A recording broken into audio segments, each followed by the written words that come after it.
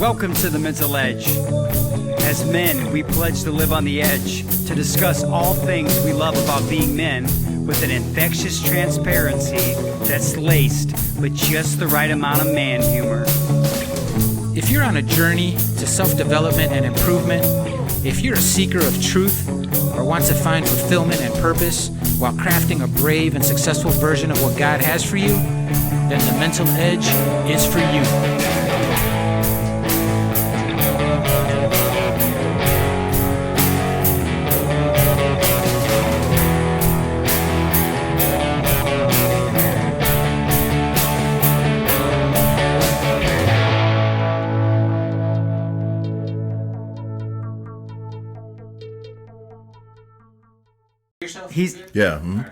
As a musician, he's looking at all the knobs, right? At the rig. He's looking at the rig. Yeah. Go ahead. That's a headphone amp. So out of the one input, or I should say output, we've got a cable ran to the, and that's a four-way splitter. When you have individual volume, With volume, that's for the cool. whole mix. Keep the knob on the left and rotate it clockwise. Just to turn it up. It's like you can't change how much junior you're getting.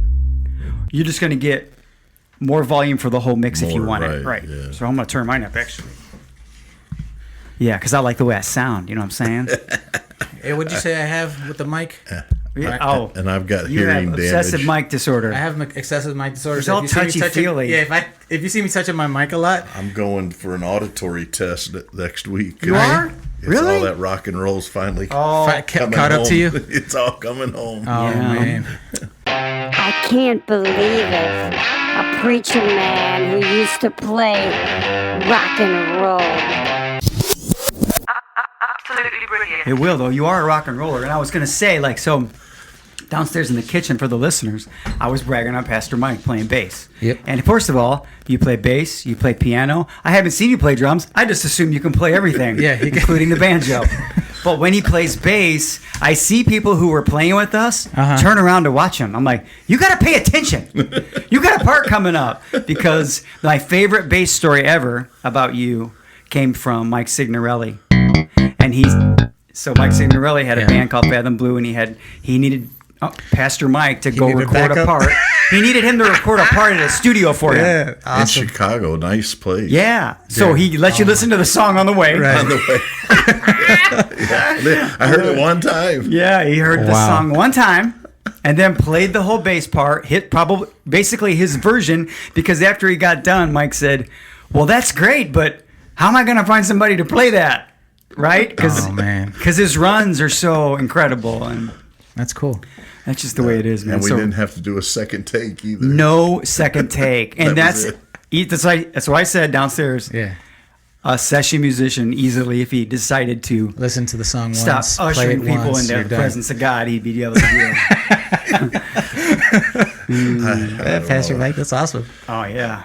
I did not know that you were a musician or that you Oh, played. yeah. That was cool. Mm-hmm. I know that you're a great speaker because I've heard you speak a few times, and I always enjoy your teaching. So yeah, but I did not know he played. Oh, so yeah. How about that's your cool. Pastor Combs? He do some... Pastor Combs? He plays. That's and cool. He sings, and his wife, she also plays. Most of but us yeah. old Pentecostal preachers, we were back in the day where you had to play. Yeah, I can only imagine that. Right. You only had was- 17 Yeah. people to choose from. Yeah. So if you didn't play, you didn't have anybody. Right. Right. I man. turned us all up a little bit so we could hear a little better. But Right.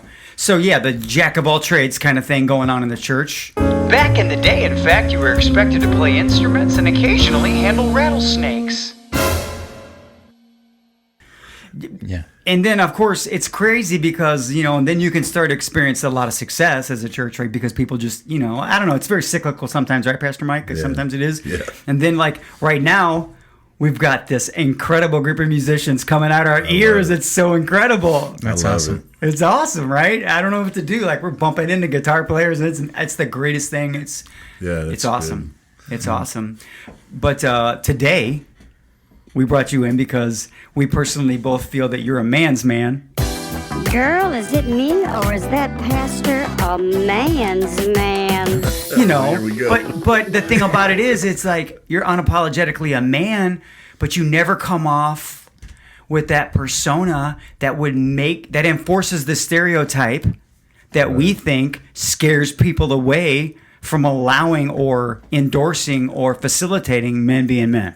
Right. You know? So it's funny because we've got a topic we wanted to discuss with his pastor, and we've been wanting to get you here for a long time, but I knew you would probably be accessible because you're so good to us, you know, in the church. You're very accessible. So we waited for the right week, and this week was the week, and I appreciate you. We both appreciate you. It's my pleasure. I'm honored. Man. To be here. So usually what I did, I sent you a little bit of a bio, and Junior's seen it too, and it's just some talking points, but we really, really want you to feel... I don't want to watch my notes. Yeah, I'll glance at my notes here, and we'll just to keep us prodding along, but I don't think it'd be hard to talk about being a man, because Pastor Mike, I adore being a man. Right? You're a good one. It's so, thank you. And it's so easy to go to the bathroom. There's all these great things that come along with it. Yeah. We should be able to aim based on the way we're equipped, but maybe that's... I'm still working on that. Yeah. It's still a work in progress. But the case can be made, in my opinion, that the face of masculinity, at least in the world, and I feel like in the church, it's changed a little bit. Like, I feel like it just... There's almost a reluctance, and sometimes I worry that people feel like they have to give up everything that they love as a man to walk in the door of a church. And I don't know where it came from, because when I look around, I think our church is super blessed with some incredible men that are pictures of strength. But I remember as a kid and I was young and Corey Russell hit it on the head, I think, when he said that we're not that. You know, it's just not that exciting. And he doesn't know why, because we love God and we love being men, but for some reason, we're scared. Yeah. Well, I think it's because we redefined it, you know, like we've tried to redefine everything in our culture today. And as we've redefined it, it's lost its meaning. Like, what does it mean to be a man? That's what and where do you find out? and because if you watch the culture, they've kind of got it. They're trying to create the weakness because they feel like we've been too dominant, and so that whole patriarchal thing is they're trying to lay it to rest. But I don't think that's the best approach for a man, is to deny his manhood. I agree. But to be the man that you're supposed to be, and if you are that man, you won't trample women. Hit the record button. A real man won't trample a woman. He loves women. He respects women. Them. And so I don't know. I think that here's where, as men, we've let the culture tell us instead of us saying no, because they've got us where you almost want to apologize. Come on and shoot. Right. You know, for being a man. Well, I'm not going to apologize for being a man. Right. Amen. You know, like I said amen 5 times already. And it's not just because there's a preacher here. But I love what you're saying. And I just, like, sometimes I have, like, it's been so fun, Pastor Mike, delivering this marriage material. It's been so good. It's been so cool to have the two, you know, the two dynamics in the room together. And be able to say, look, this is a man, and this is what I like about all aspects of life. And I had my problem telling them that I really enjoyed when my friends got into fights and then made up. Like, I enjoyed it. Like, I pop popcorn and drink Kool-Aid and watch it. Yeah. Because it used to end, though, and here's the thing, it used to end well. I have fond memories of best friends being born on a fight in the lunchroom. Mm-hmm. Yep. And then I wonder, like, why doesn't that happen anymore? And is it because we are starving to prove we're men, and the deficit has been created that's so deep that you don't even want to give up, like, you know, like, you beat me, bro, and I love you. You taught me something, and there's just no, I don't know, it's just scary. I'm not a woman, but thank God. Yeah, right. Yeah. I feel like women in life, they kind of know where they're going, but us as guys, we have to kind of, there's more of a figuring out stage, right? Yeah. Mm-hmm. And if we don't have anything to live for in that stage, if we're not, you know, if that's not brought to our attention, if we don't have, like, you know, a meaning for life or anything like that, men get stuck in what I like to call the Peter Pan. They stay Peter Pan. They don't want to grow up. And why not? I mean, be pretty Peter Pan, right? It seems kind of pretty awesome, right? But That's good. Dude, but I got to say something about Peter Pan. Go ahead, talk to me. Have you noticed that? I just got to be honest. Yeah. Does Peter Pan have feminine features? Have you ever noticed? He wears tights. Who normally? I didn't want to say it. You guys, here's the deal. Like a lot of times, it's cast as a woman. Oh, I've heard that. It's cast as an adolescent female. Mm-hmm. Oh, hey y'all. Have you guys noticed that your Peter Pan's wearing a training bra? And how much influence, Pastor Mike? And I feel like, and we might be getting there too early, and we can back up. We can turn things around in this thing. But when I was thinking about women raising me, Pastor Mike, I was thinking that, and I can say this because I got people I wiped my rear end the wrong way. There was no man that said, "Hey, son, this is how you do it." Right. So absence to me has left this huge chasm. Of just like stabbing in the dark. Yeah. And the women, guess what? They pick the ball up and run with it. Yeah. They do. They don't hesitate to if they see a need, they step in. Even if they're a little unqualified, they're gonna make the best out of it. And ladies, please don't get upset. I'm not saying they're unqualified, but a man should have told me how to be a man. Come on and shoot. But that's what I love about you and how I see you interact with your son is because of what you lacked, and you found meaning where a lot of people who come through bad experience kind of lose their moorings, and so they don't have a destination. You said, I'm not going to do that. I'm not going to be that. And so you found a meaning that you've transferred into your son and given him something to really tie his life to. But I think you found yourself in that, that you had to come back to, because you could have been a victim. You could have played the victim card and stayed there, which is what a lot of people do. A lot of men do. They play the victim card, and then when you become a victim, you tie yourself to the past. Yeah. But you have tied yourself to the destination that is in front, and that you want to take your son with you. Yeah. And because I think that's where men have missed it in the Peter Pan principle is that like how many. So when I grew up too, we grew up in a different time. I mean, we boxed. We had like a Golden Glove boxer. We would get so mad it would turn into.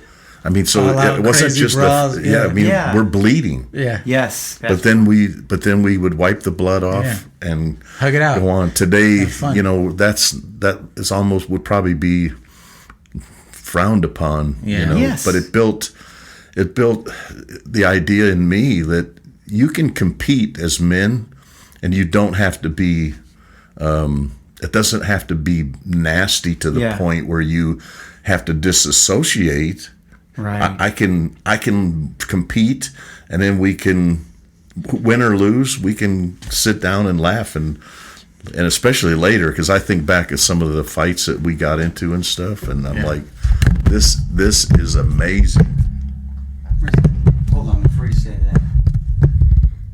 Is that the label in front of you? Yeah. Good deal. All right. That'll be shocking. That made me nervous because I saw multiple labels, and I'm like, man, I don't want your level to be low. So sounds good. Yeah. So anyway, like, I think getting to the meaning of life really is.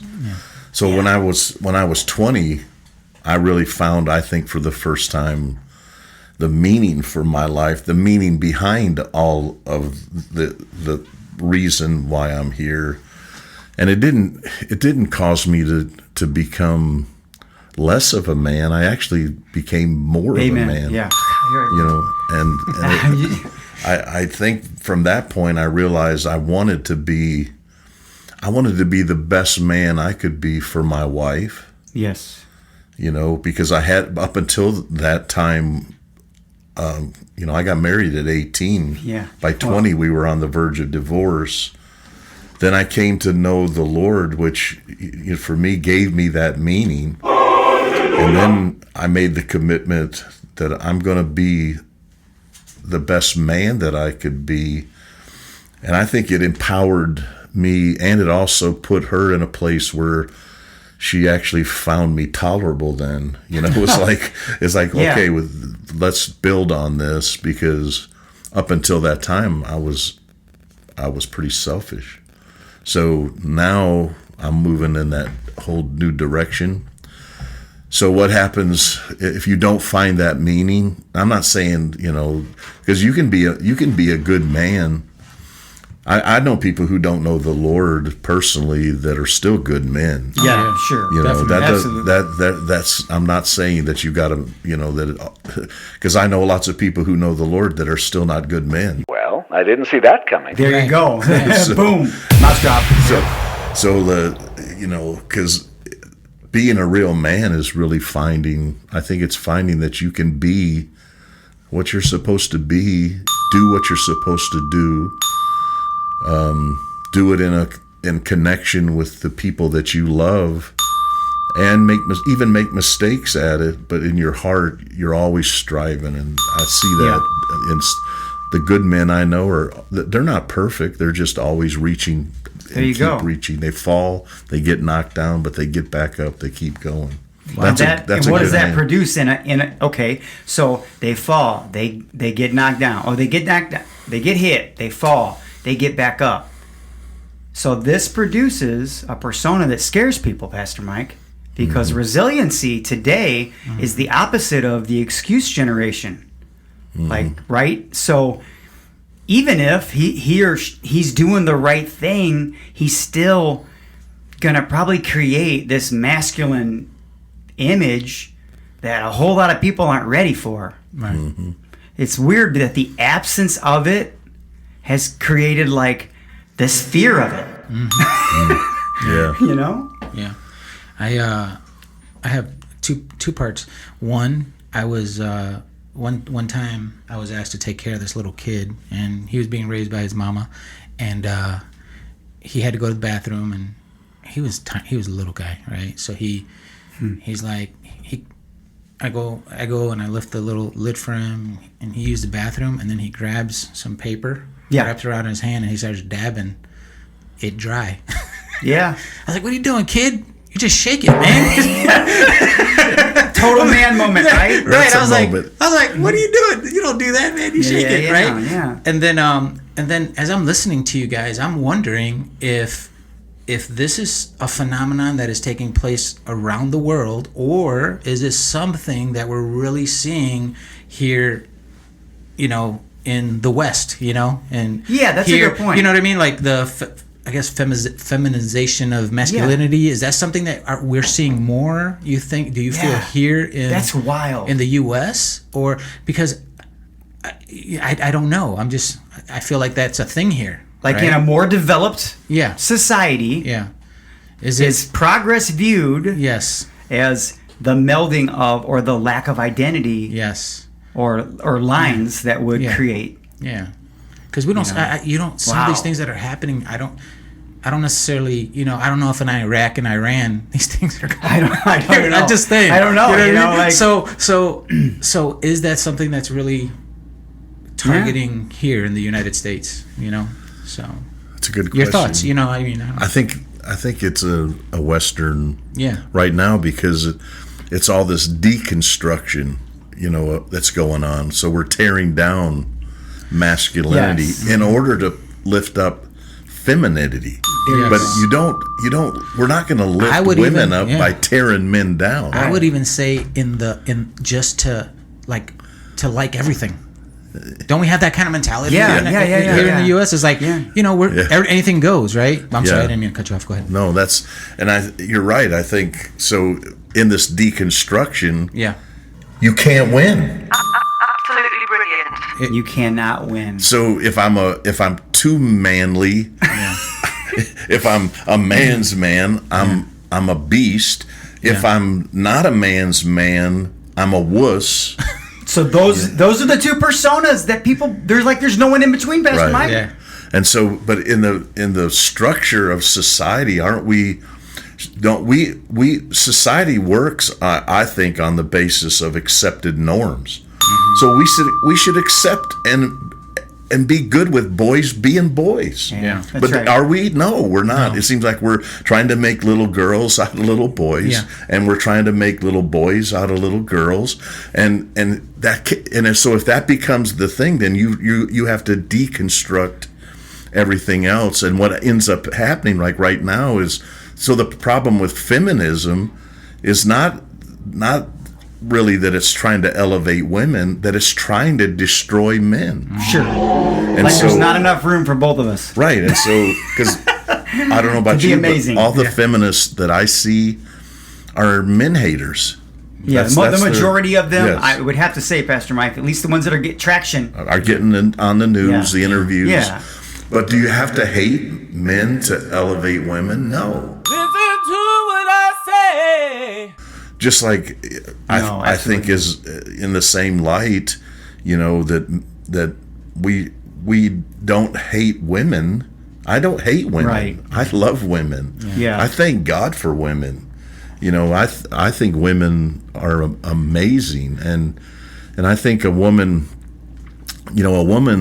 Here's the thing about this too. So this is controversial in most circles, but because the idea today is being propagated that a woman can do anything a man can do. Well, that's just not true. Sure. Yeah.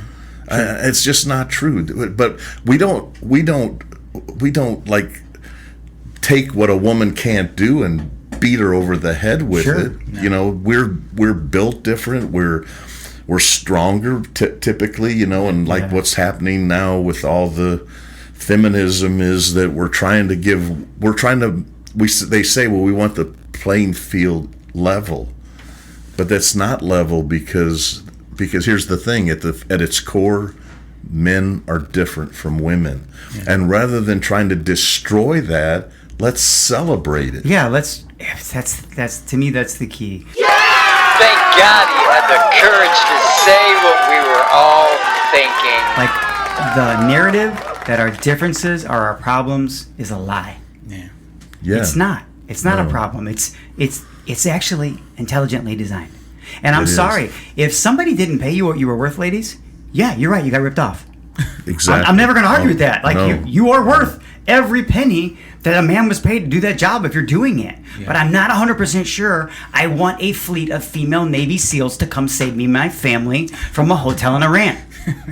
Okay? You understand what I'm saying? And those are the lines that I think that we should be able to mention without being attacked. Right. Yeah. That's all I'm saying. Yeah.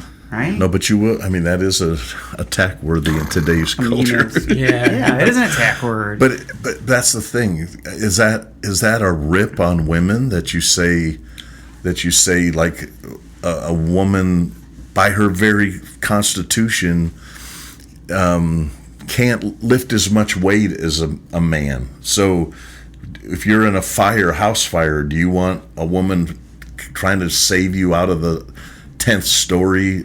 I'm sorry. Pick you up and carry you all the way out. It's not going to happen. I mean, I know there are women. There are some women. We're not going to say that doesn't exist, ladies.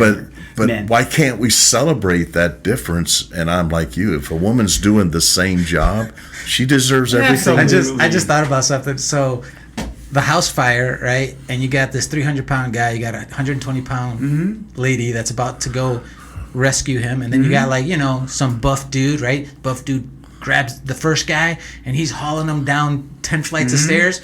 The woman looks, she sees like this little chute on the side of it, and she just like rolls the guy over. And the guys so she might and the guy make it down way faster. Right? That's the difference.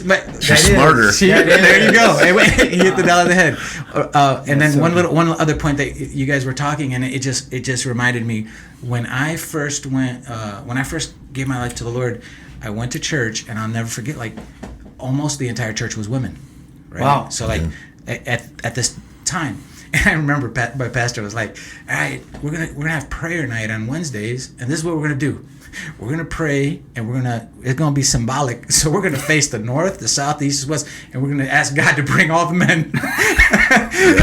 But what's crazy is like it was awesome because a couple years went by and I started seeing those prayers like coming to fruition. Coming to life. And the Lord sent us like some really quality men that, you know, no longer where the women were we're stepping in and doing those things. There's guys that also stepped in and now they're working together. And how beautiful is that, right? That's awesome. incredible. And that's what you were talking about, where if you're a man's man will see and not be intimidated because this woman was smarter than him at that time or could lift more, whatever it is, right? He's going to celebrate all those strengths. And I think that's right. You know what I mean? And I think that's beautiful.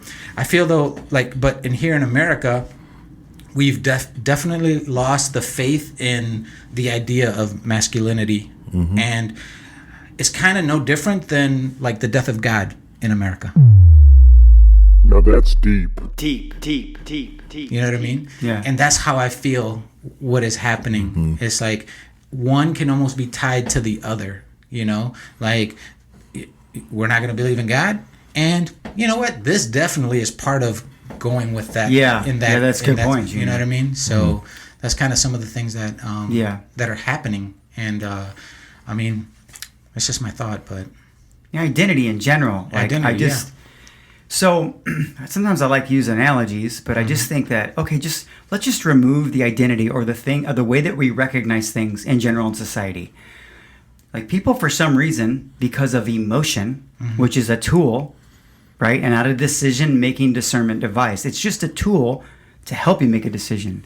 If we just did everything on emotion and we just decided today, I feel like painting my stop sign yellow, putting the word stop backwards to spell pots and making it a triangle and putting it at the four-way intersection, how do you think that would work out for people? There'd be people running the stop sign and head-on collisions with people because we don't even know what the purpose is of that sign anymore. Identity to me is humongous. And I'm not trying to pigeonhole identity with what you can do for a living. That's absurd. I've been to high school awards banquets, and I'll say this, I love to say it to women. I've been to them. Okay, bring up all the athletes who play 3 sports and have a 4.0. There'll be 15 women and 2 guys. And I look at those dudes and I go, we got to do better, fellas. Yeah. You want to know why they're in charge? And you're whining on the couch? Because they're getting it. Yeah. I can't take anything away from them. They're amazing. Yeah, they understand. Right? Yeah. They understand. They've gone after it. They've gotten it. I don't know who's whispering in their ear. Right? I bet their mom is amazing, I'm sure, right? But they're also going to get some influence from society that doesn't just direct them toward their achievement. It points you as the enemy. Yeah. And that's what I'm afraid of. So now, me going after my identity is threatening. Yeah. Scares me. Yeah. Because, I have this analogy that I'm going to use in our next marriage class. And that is like, I'm going to have Missy go get a football off the table for me, Pastor Mike. And when she goes to hand it to me, I'm going to drop it. Like, I'm going to do this 3 times.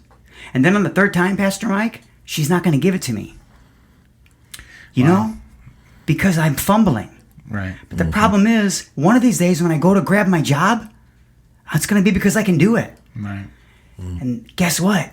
She ain't going to give it to me, or there's going to be a struggle that creates a problem between us. Right. And that's our fault, fellas. That is our freaking fault. Yeah. Beautifully said. Yeah, that's a good way to look at it. And I think, again, it goes back to when you start deconstructing everything and changing the rules. So the only way this works is if we kind of accept the general rules and guidelines. Because then on the basis of that agreement, at least we have some order, and you can make plans. Then I can be. I don't have to worry. Like, what is this guy gonna do? I can be comfortable that he's gonna do what he's supposed to do. And so let's just say, like in the culture of men, if we accept those things as the cultural norms, just on the basis of this is the right thing to do, then I don't have to fear somebody, getting in my lane. Yeah. Because if you get in my lane, chances are I'm going to run you over. You get bumped out. And then we have a problem, you know. So, you know, and I know it's so what if in the norms of things in relationships, like, you know, I think we accept that, hey, we respect women and we treat women right. Yeah. Now, what happens when a man doesn't treat a woman right? Then that culture, that group, that society says, they call that guy out. Say, stop being a jerk. Yeah. You know, or if it gets too far, like then there's a criminal system that comes to put that guy in alignment and call him out. Whatever. There can be social order, you know, that's the groups that say, man, you that's can't huge. do That's that. so deep. And but if you throw all that off, what's going to happen? Oh my gosh. So, you know, is it going to, so is it going to be okay, you know, for a man to hit a woman eventually? Because after all, you know, men hit men. But no, that should not be that way. It should never be accepted that way, you know. And if you're as a man hit a woman, I'm sorry, you're a jerk, and you're a coward. If you did that when Ronnie and Donnie were around in high school, you just get beat up with brass knuckles. Disappear. We had this. I'll never forget. Like, I think it was like my freshman year in football. I'm sitting at the bleachers, and these twins, they come up and they're like, "Hey man, we gotta go take care of this guy. You know, he hit a girl." I'm like, instantly, you have like half the football team running up the bleachers. One of those twins goes up and just takes care of business, right? And he has the backing of every single man. When you said that's great. Society, we'll take care of it, right? But there is a problem with that, and I'm gonna go just rewind back to what you just said, and I had to write it down. You said the changing of the rules, right? The changing of the rules. I think it was last week. I don't even know why I Googled or I saw it was like males, or it was like transgender or something about a guy that he's a girl now, but he's a guy, but he associates or you have to call him a girl, and I wish I remembered the exact where it was at, but he just won the state championship in the girls 100-meter dash. Okay, but it's a guy. All right. He hasn't completed transition. Yeah, I'm not even. And when you see it, looks like a guy. Yes. So I'm looking at this guy. He looks just like a guy. Physically towers over the female athletes. They're all, you know. And the thing is, it was like this one girl. She was like, it was her senior year. She was like the fastest, you know, person in the state, and now she has to run against this guy. All right. And they shoot the gun, and he wins by like 40 yards. Yeah, it's not even the same photo. It's not even. So then I did for whatever reason, I looked up Usain Bolt, right? Fastest guy in the world, right? He has the Olympic record, and he runs like a 9.34, right? 100-yard dash. 100-yard dash. The guy that came in second, right, is like a 9.38. All right, okay. 9.39, right? But when at 9.34, when Usain Bolt crosses the finish line, he turns around and looks at the guy who he just beat. If you look at the numbers, it's not a lot, right? What's that? Right. So many 100ths of a second, right? Yeah. But he had enough in that little bit of time. He had enough time to turn around and like look at the guy who came in second, right? Fastest woman in the world, Jackie Joyner-Kersee, right? Or something like that. Her fastest time is like 10.8, 10.9. Yeah. That she would still be in the starting blocks. A second, right? Yeah, she'd be 1/10. If you're looking at those 10, you know what I'm saying? Yeah, This is what the guy looked like racing against all those. And you know, and the same thing happened in wrestling recently. The changing of the rules did something, right? Then you have a bunch of people that ain't standing up for nothing. Yeah. Kind of a mixture of everything that we're talking about is like I'm seeing it happen, and it's like crazy to me. And I just had this heart in me. Like I see you as you. Junior was a track star. He's amazing, right? I could just see you right now, Junior. And no one's talking about this, but like I could see your daughter. Yeah. On the road to the state championship. Yeah. Being smoked by what feels like an unfair advantage genetically, but categorized now as the state champion, and your daughter doesn't get that spot that was rightfully hers. Right. Because we're trying to take care of a situation that there's got to be a way, guys, that to make this make sense, because for that young lady Right. is now a victim of that. Yes. I mean, Yes. just my opinion. Yeah. And it's happening more and more often. It's going to continue to happen if people don't. Well, I stand think there's up also there's legislation right now in one state that ruled it. It's either a separate category or they won't stand. Okay. Right, because it's now becoming much more. I mean, imagine fast pitch softball. Imagine the sheer strength of, because don't forget, these transgender athletes are athletes. Yeah. Think about how an athlete looks. Yeah. A top tier athlete crossing over. Yeah. To compete against the opposite sex. Right. And that can get crazy. Typically from the male side to the female side. What would your team look like if LeBron James was on a WNBA team? Yeah, there you go. I mean, it wouldn't even be a game. Right. It would be crazy. I mean, that's not a rip not on women. No, heck no. But to say this is so controversial because we are changing the rules. Yeah, we're changing the rules. And here's the thing. So we're in a day where this is science. Yeah. You have males, you have females. Males have male genitalia. Females have female genitalia. Yeah. Why is that so crazy, complicated? Yeah. And yet we're living in a day where all that's being deconstructed. And look at the result. Now they're going to ruin women's sports specifically. Because, men's sports have always been open to women. We've had women come on, play college football this year. What did she do? She kicked a field goal. Yeah. Because you're not going to put a woman on the front line with a 400-pound tackle. Right. It's just not good. I mean, unless you want to hurt her. Yeah. Right. But I don't want to get in front of a 400-pound tackle. I don't. Jesus, please save me. And where are the women? Please put them in. Yeah. Yeah, send her in, coach.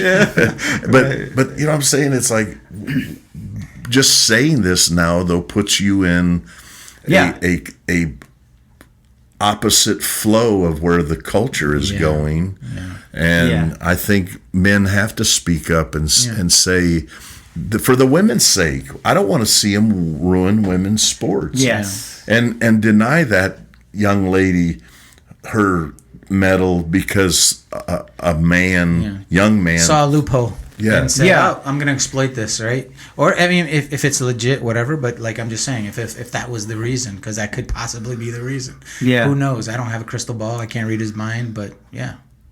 And what's crazy is, so this is tied to masculinity because where confusion reigns, and lines are blurry, things become hard to discern, and then it feels like to us just the desire, even in the church, Pastor Mike, to be a man's man. It's almost like it's been sold to me when I was younger that you pretty much don't have fun anymore. Yeah. No one said that to me, right. But and it's clear to me that most of the things that I enjoyed, even though I love Jesus, like I always say, fast cars and loud guitars and Jesus will be in my sentence together for as long as I have air in my lungs, right, guys. And I don't want. That's how I'm going to define it. That's how my sons are going to define it. Yeah. I had a question for Pastor Mike. I put, what are some meanings and responsibilities for men? But before I ask that question, I want to preface by saying, just a little bit of my own input on that would be that I'm at fault for being a coward sometimes, because sometimes I have to have the tough talk with that young man, or I see something that is not going right, or I see someone being a jerk to a girl, or and I didn't step up, right? So we do need to have that, like those talks. I have to step up and maybe help that young man find meaning, right? Mm-hmm. I help because I'm older. I've been through some things. You know what I mean? I could do that, but sometimes I cowered out. So I guess the question could be, we could even add that to the question, would be like, maybe what are some things that we can do to help young men find meaning and responsibilities in their life, and then also, how does that, how do you see that, or how does that look? Well, I think when society starts changing the rules, and then the chaos that comes is why you lose your meaning. Right. You can't have meaning in the midst of chaos. So this is where our culture is now. We're in chaos. Right. So when a man decides, yeah, I'm not good with this, so I'm trying to set an example to other men and say, look, we need to rise up. We need a men's movement. Yeah. We do. And I don't mean this rowdy, but I mean men who will just stand up and advocate for true manhood. Yeah. Because if we operate out of that identity, then we free women up to operate out of who they are. Yeah. They don't have to change or adapt to our dysfunction, because that's what's really happening. That's it. We're all adapting to everybody's other dysfunction. And so I had a conversation with a man recently, and I pulled him aside, and I basically said, I don't like where I see this going in your relationship with this female, I'm not going to use any names, but, and of course, he deflected like there was nothing wrong here, and basically inferred too, what business is it yours? Wow. And I said, well, here it is. That's my sister. Come on and shoot. And I meant that, Yeah, in Christ. And even if she wasn't like in my church, I still view women. Because this helps me to view them as a sister. Yeah. And what do brothers do for sisters? They're going to protect them. Yeah. My responsibility as a man is, number one, is a provider. So that I'm a provider. This is the alliteration. Then I'm a protector. Yeah. So I'm a provider. This, not that women look. My wife makes more money than I do. Yeah, she's an amazing. And she's smarter than I am, and she's better at her job than I am. Yeah. But I'm just saying, for years my role was that I saw myself as a provider. Why would I apologize for that? That's a responsibility that I've embraced, and because of that, I feel like I've been blessed, providing for my daughter. Went to college, a top level college, graduated with no student debt. Wow. My provision for my family has brought just a lot of good things to our family. Why would I apologize for being a provider? Well, you saying there's some women that benefited from you being manly? Oh my goodness. Yeah, keep going. And so then the protection side, this is the thing. We need to recapture this protection thing, because I even see like husbands dropping the ball here when it comes to their wives. Yeah. You should be protecting your wife.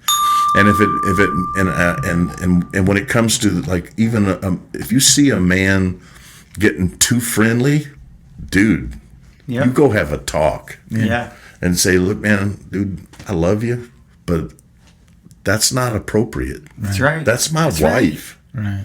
And so, and like in this case, Pastor Mike, have you ever had that conversation with anybody? Yes. Yeah. I felt the energy, so I had to ask. I'm sorry. Yeah, but I'm old now. Me and my wife, we've been married 47 years. What? Get it right. No way. When we get to 48. And so, but over the years, and by nature, I was a very protective, maybe even the point of jealous.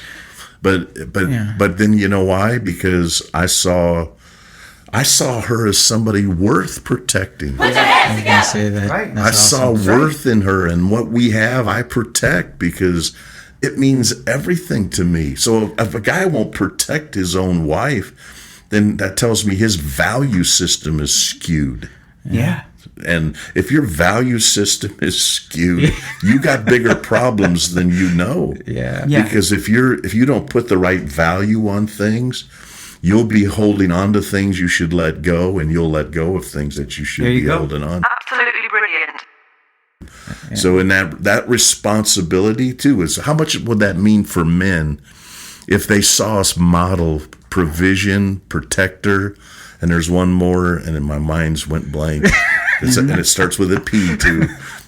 Doggone, I may it'll come to me. But anyway, they see you modeling it. If we modeled that for each other, that's what we need to see. And Ryder sees him doing it, then he grows up and he's doing it. And he's such a good kid, but you know why? Because of the modeling that he is seeing, and he's modeling a man's perspective. The picture on the book with Ryder with mud on his face. That's right. Yeah. That's the best thing ever. Guess who did the cover? Awesome. That's the essence of what we're trying to capture here.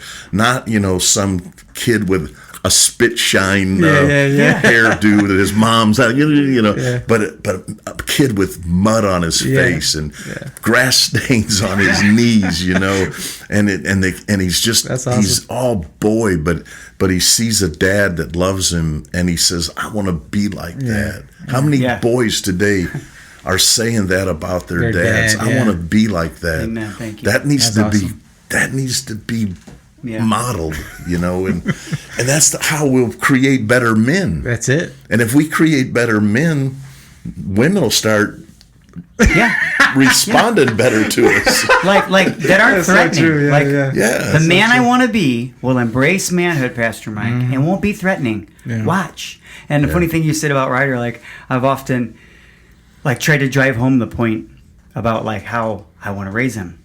And of course, I have an amazing daughter too, and then of course Tyrus, who's incredible, he's my stepson. But the one time the lady came to me and it's like, well, he's jumping off the 4th step. I'm like, I told that boy to start on the 5th step. You know what I'm saying? I love it. I just you have no idea. That's awesome, man. That's awesome, Pastor Mike. I wanted to add that you were generous in 2 points that you were making to your wife, right? You were generous as a protector, and you were generous as a provider, right? Mm-hmm. And we read in Scripture in Luke that if you're generous, right, and giving, God is going to give to you much more than you can handle. Yeah. And how beautiful of an example that was. I never looked at protecting, the providing, generosity, providing, but the protecting, the way he explained it, I'm like, wow, that was awesome. School's in session. He does this all the time. He does this all the time. He does it all the time. I love the way you explain that. And yes, more men, guys, if you guys are listening to this podcast, definitely this is Pastor Mike's dropping gems on us right now. That was an awesome word picture for us today. So I really appreciate that. Did the last P come to you? No. This is part of the problem of being 65 years old. 65. You do not. Yeah. Are you born and raised here in Indiana? I was raised in Illinois. Grew up on the south side of Chicago, and then my parents moved to Wheatfield, Indiana, my senior year of high school. No way. Culture shock, right? It was all That's more than corn in Indiana. Not in Wheatfield, right? I went from a 450 graduating class to a 60. Oh, man. Yeah. That's nuts. That's culture shock. But did you embrace that though a little bit? After a while, you're like, I can stretch my hands and not touch anybody. It's pretty crazy, right? No, I did. I don't. Did you miss it? Did you miss stuff? I had all my friends in Illinois, so I ditched school a lot. Yeah, that's funny. So I heard, when you were talking about the boxing earlier, is that because you got brothers, or are you? I have a younger brother who's passed away, but okay. Yeah, he got abused, but. Okay. But I ran with a really tough athletic crowd group. I was I played football, baseball, basketball. Where did you find time to play guitar and all the other stuff? Well, my dad taught me that when I was 11. Yeah. What a great motto. Yeah, and so I played in a rock and roll band too. That helped get the girls. Yeah. Right. Or that smile. Every time he smiles at me, I'm just like, hey. I remember my first battle of the bands. I was in 8th grade, and man, when I saw what that did to the girls, I'm like, I'm gonna like this. I'm gonna like this. Isn't that crazy? I told both my sons, I'm like, you guys, I've never seen a group of women around a dude with an Xbox controller. But put one of these in your hands, oh my Lord. Yeah, no, it was good. And I got a lot of play with it because I got connected with some pretty good musicians. I actually was in the musicians union at 16. Oh my gosh. And I was playing professionally, and that's a long story, but we got time. I got a fake ID. But I was, and my dad was helping me with all that too, because my dad was a really good musician. Yeah. And I made good money on the weekends, and then worked a job beside and went to school. Yeah. So yeah, it was good. Sounds like your dad was really influential in your life. Yeah, Can we say that? My dad. That's a very interesting dynamic in and of itself, because my dad had a really terrible upbringing. Mm-hmm. He was raised by an alcoholic father. Oh wow! And his dad was really mean, and was a wife beater. Wow! And it got my dad twisted up a little bit, which I didn't understand. Now looking back, I see it, but from there, my dad was really harsh, and it was almost like, "You're not gonna do this. You're not going to be like him." He hated his dad. He was on a mission. He hated his dad. Wow. But the problem was his hatred for his dad put him in a bitter edge toward his kids. Gotcha. So he got he took protection to the demented side. Gotcha. Sure. Where he was he was very controlling, and which built a resentment into me. And by the time I was 17, I was a full-blown alcoholic. I was just repeating what his father did. Right. But what I didn't realize is I was trying to medicate. Yeah. How deep is that? For the pain of my father, because my dad, man, I was a A-level athlete. Mm-hmm. I got offered college scholarships to play either baseball or football. Wow. I turned them both down because I was bitter. Right. I never heard my dad say, "Good job, son."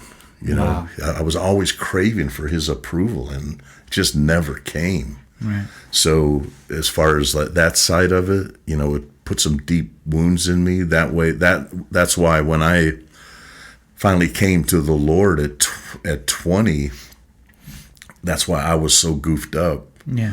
And I needed more than my sins forgiven. I needed my heart transplanted. Right.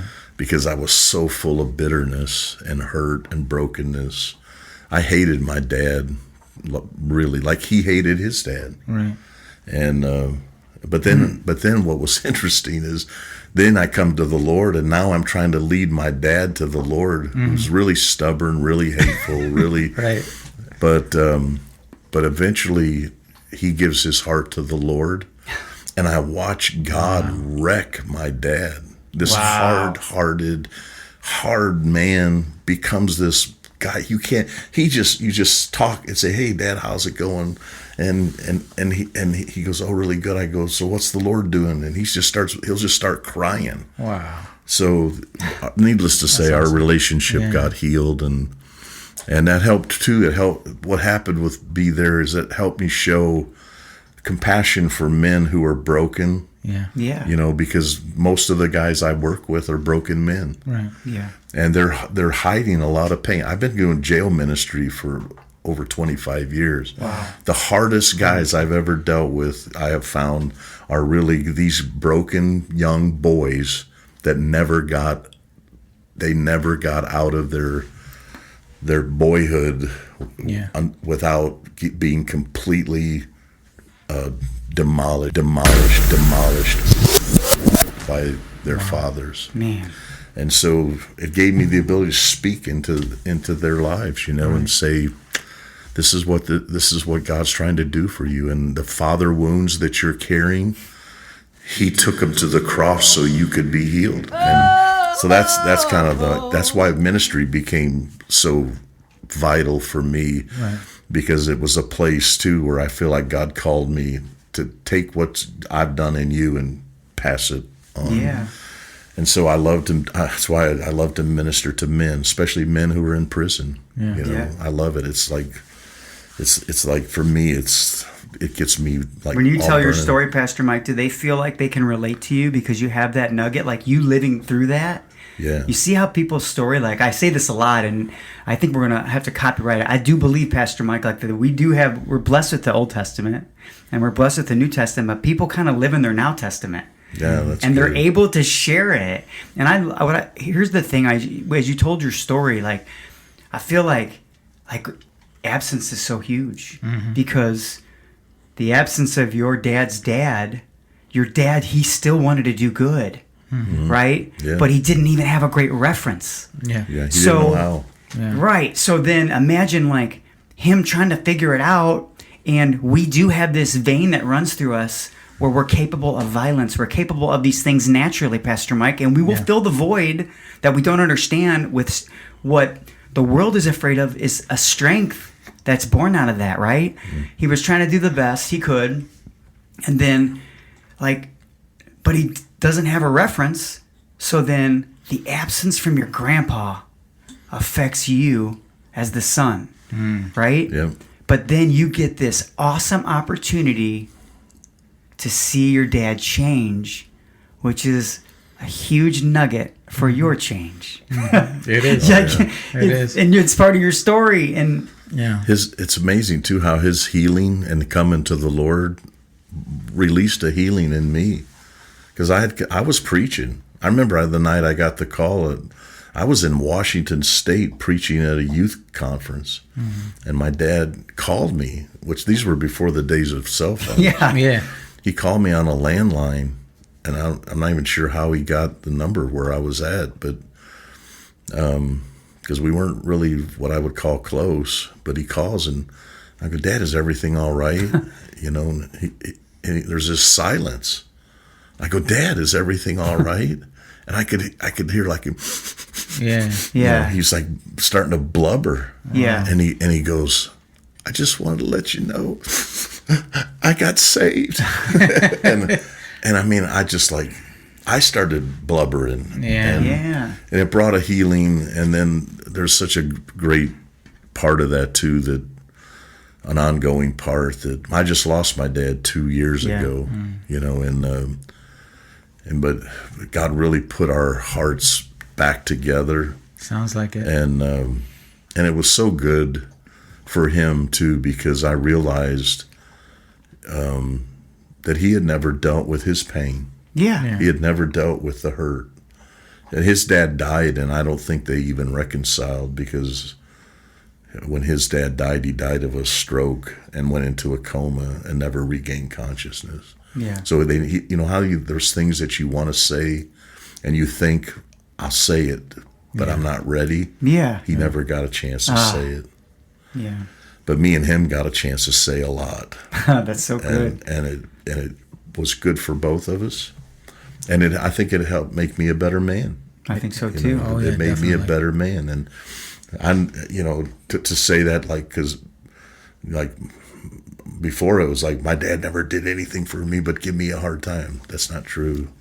That was just my take on it out of my heart. Your bitter take on it, right, Pastor Mike? And so when God started turning my heart, and then how he brought us together to walk through healing together, because I told him, my dad was not one to talk.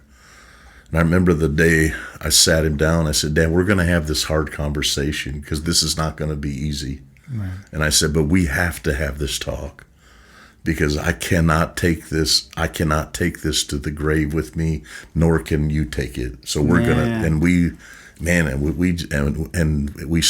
went there, I said, and this may hurt a little, but know that I'm not here to hurt you. I'm just here to get to the core of what's gone on, and let's get it out and then move forward." And man, it was powerful. And those are hard conversations for men. Yeah, they are. Because men are not really communicative. We're so passive aggressive, but these are conversations we need to have with each other. You need to find a friend that you can talk to. And then that guy who will tell you, look, dude, I know this is hard, but you need to go have that talk. Or you just sit down with your wife because, dude, you got some things that need to be dealt with. You need these kind of people in your life. And that's like what you miss your teaching on Sundays in the marriage thing. We all got issues. I've been married 40-something years. I still we haven't got it perfected. Right. But I'm thanking God too that I've had people in my life that kept pointing me. Another big. Let me just say this. I don't know, but so we're talking about influential men, mentors. Yes. Bishop Ron Johnson Sr., who went to be with the Lord a few years ago, was my mentor, and this dude saved my marriage because he had the guts to look me in the eye and say, "Mike, you are jacked up," and I was a pastor. But nobody would say that to me. Sure. Yeah. And I wasn't one to go around talking about my stuff anyway. Yeah. But he carried such a heart for men. He could see a man that was in conflict a mile away. That's the one thing too. Once you start dealing with this stuff, you spot the fakers, the guys who smile, praise the Lord, hallelujah. Yeah. And they're like Jacob. They're putting on that skin and they're pretending to be somebody they're not. Yeah. Which he was trying to be Esau, who was the hunter. I'm going to be the real man. There you go. Right. And he was a mama's boy. He was. That's what he was. He was a mama's boy. And it was his mother that helped set that whole thing up. I'll cook this stew. You put this stuff on. We're going to trick you so you get the blessing. And he did it all with fakery.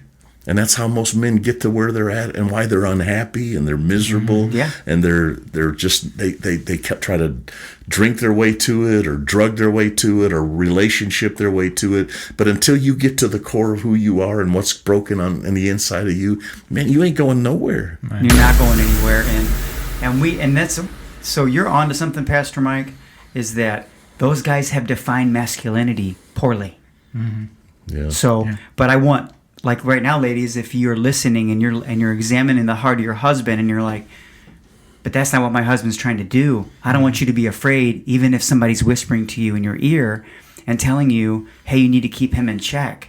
Because what he's going after more is the wild at heart that he was born with. Yeah.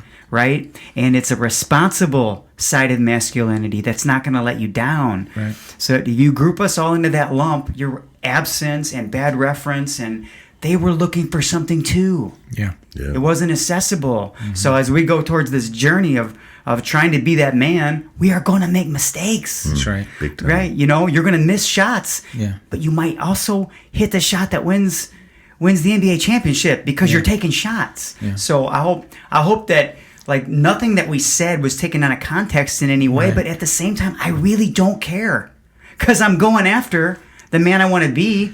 And I'm gonna bend my fender.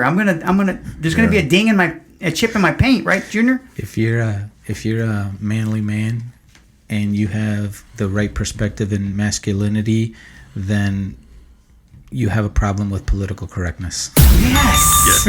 That's it. What you just said. Thank you, Jesus. Junior, that was on your heart. You've been saving that. It's perfectly timed, my friend. Yeah, and because you guys, I love the way this conversation was going, and it kind of almost went full circle. For me, it went full circle because early in the conversation, I said, I cowered out of certain times talking to certain kids. We've all been in those situations, but I'm saying, I was recognizing that, and I thought to myself, when you talked about your relationship with your dad and grandpa and all these different things happening, there was a lot of times where there was a lot of miscommunication or no communication. No. Mm-hmm. And then to hear the end, right? Yeah. And, if I was to ask you, what's one awesome takeaway from your dad, you probably couldn't even come up with one because towards the end, you probably had a whole bunch of these amazing moments that happened. And fellas, if you're listening, this is where we have to get with, in a positive perspective of men and manhood and masculinity. We have to kind of get to that point where we're not afraid to reach out to, the younger or even older. You know what I mean? Like that was an example of you talking to a man that was, you had been trying to, talk to him for a while now, and he's older than you. He's your dad. So man, how beautiful was that? I'm like, and they say you can't teach old dogs new tricks.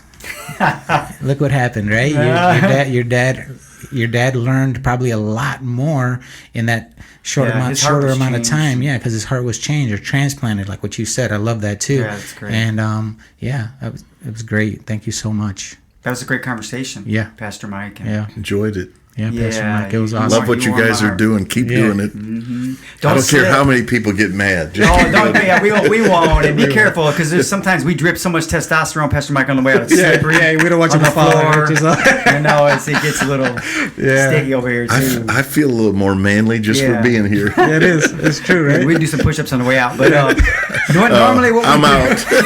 Watch this. This guy does it before. When he said, "Hey, I got to use the bathroom real quick." That's what he was doing. And there before he goes on video. So Pastor Mike, typically what we do at the end is we say who we are, and then we have this little thing we do at the end, and then you're going to say "we out" when I point to you, and do not mess it up, bass man, with the master plan. So my name is Jay Casey. I'm Fernando Lopez Jr. I'm Mike Hendon. This is the Mental Edge Podcast, and we out.